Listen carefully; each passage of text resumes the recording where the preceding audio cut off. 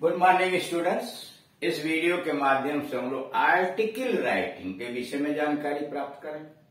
Article क्या होता है, ये कितने प्रकार का होता है, क्या विशेषताएं होती हैं, आर्टिकल लिखने में क्या क्या सावधानियां बरतनी चाहिए, इन सारे विषयों के संबंध में विस्तृत रूप से पहले वाले वीडियोज के नंबर यानी वीडियो नंबर 1 और 2 में, पार्ट 1 और 2 में विस्तृत रूप से समझाया जा चुका है। आर्टिकल एक संक्षिप्त लेख होता है जो किसी घटना, दुर्घटना, कहानी, स्थान, वस्तु इत्यादि के वर्णन के विषय में होता है, या कोई अनुभव हो सकता है, यह पत्र और पत्रिकाओं में प्रकाशित करने के लिए दिया जाता है, जिसके माध्यम से लोगों को जागरूक किया जा सके, चैतन्य किया जा सके और उनकी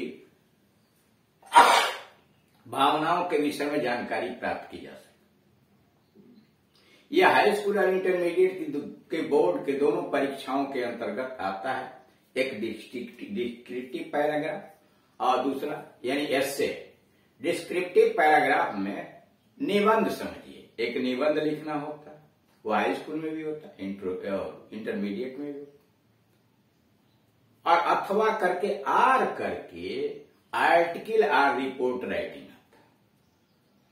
यहां रिपोर्ट राइटिंग के विषय में चर्चा नहीं हो रही है। आर्टिकल रिपोर्ट राइटिंग का काम इसके पहले करके और यूट्यूब पर वीडियो लोड कर दिए गए हैं। ये आर्टिकल राइटिंग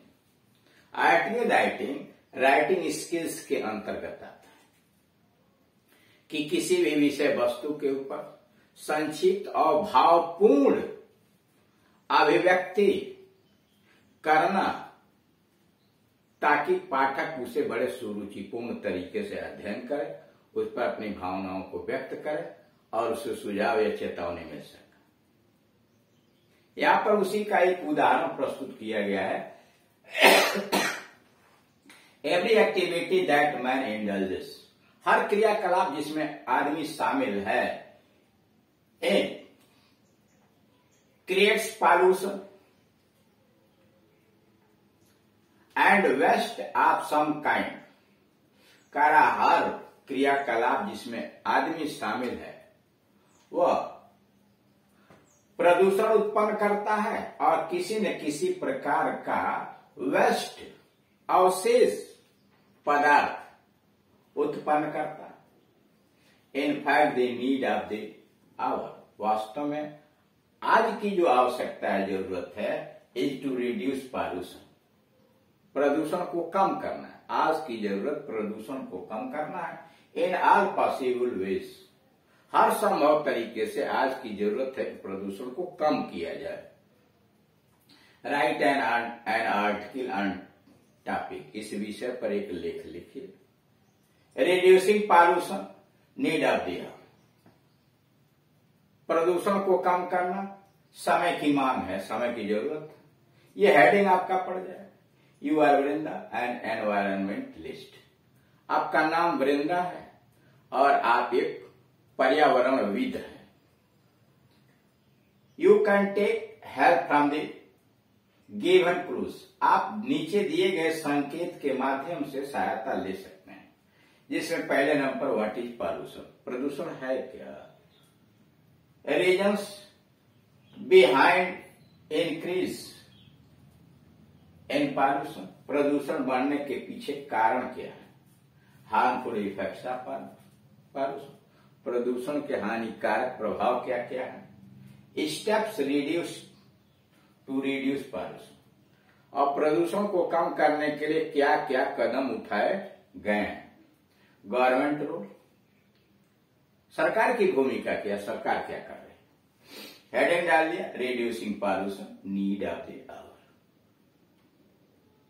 प्रदूषण को कम करना समय की मांग, बाय वृंदा एनवायरमेंटलिस्ट, वृंदा के द्वारा यह लेख लिखा गया जो पर्यावरणविद है। अब उस आर्टिकल को शुरू करते हैं। Pollution is contamination of land, water and air, करा प्रदूषण मिट्टी, हवा और पानी में गंदगी फैलाना, उसे प्रदूषित करना है।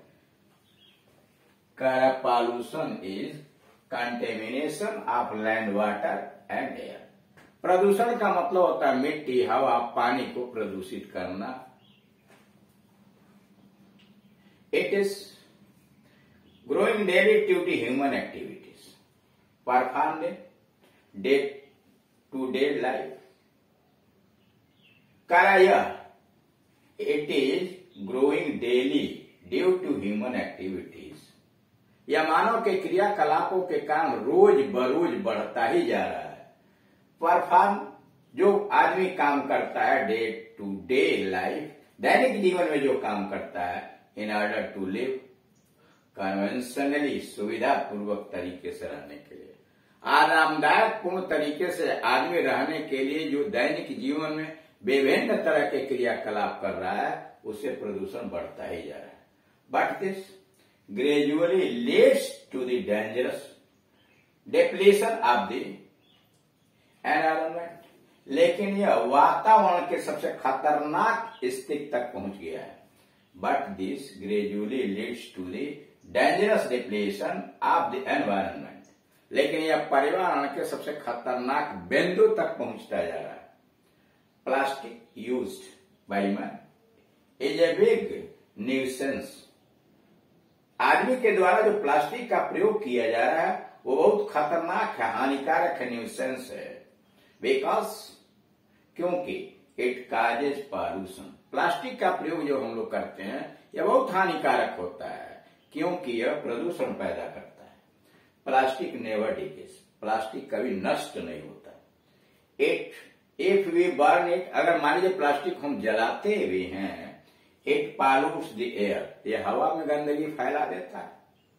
वी ब्रीथ, वह हवा जिसमें हम सांस लेते हैं, प्लास्टिक अगर जलाएंगे तो उसमें गंदगी फैलाएगा।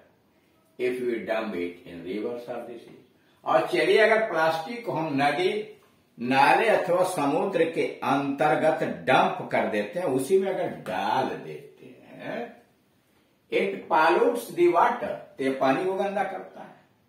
किल्स मैरिन लाइफ, समुद्री जीवन को मार डालता है।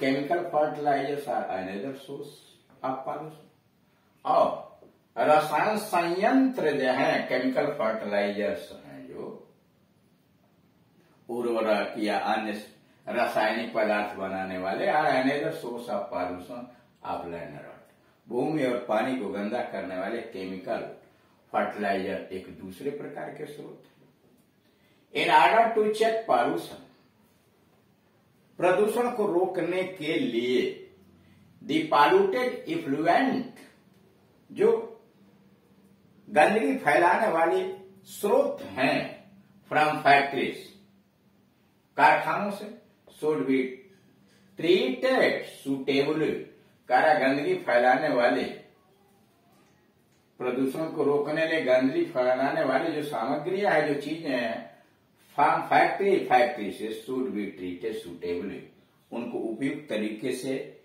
से डील करना चाहिए before being dispose of in water.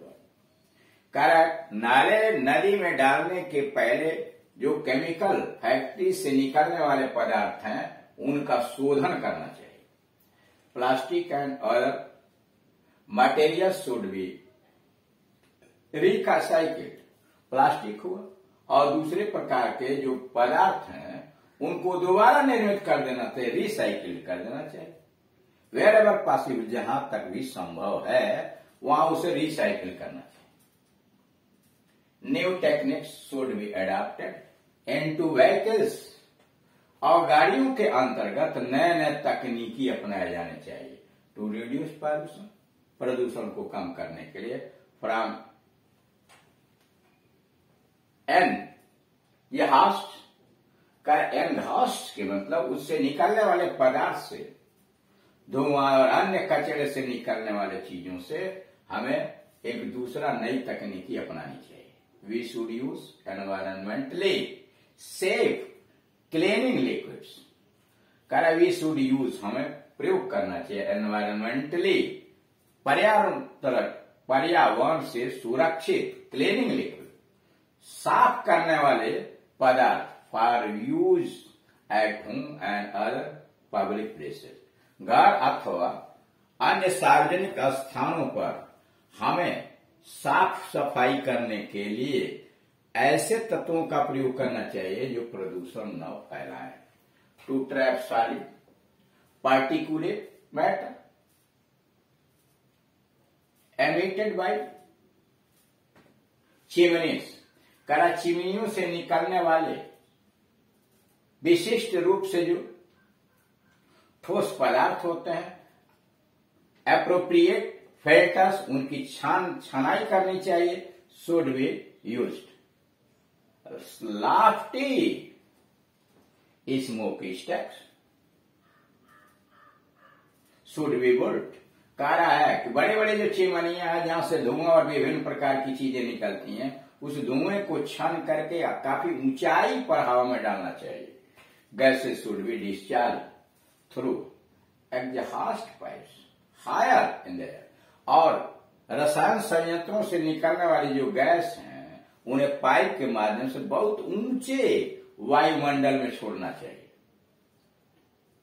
Chemical industry should not be allowed to set up in the bank of the river. नदियों के किनारे पर रासायनिक संयंत्र लगाने की इजाजत नहीं मिलनी चाहिए।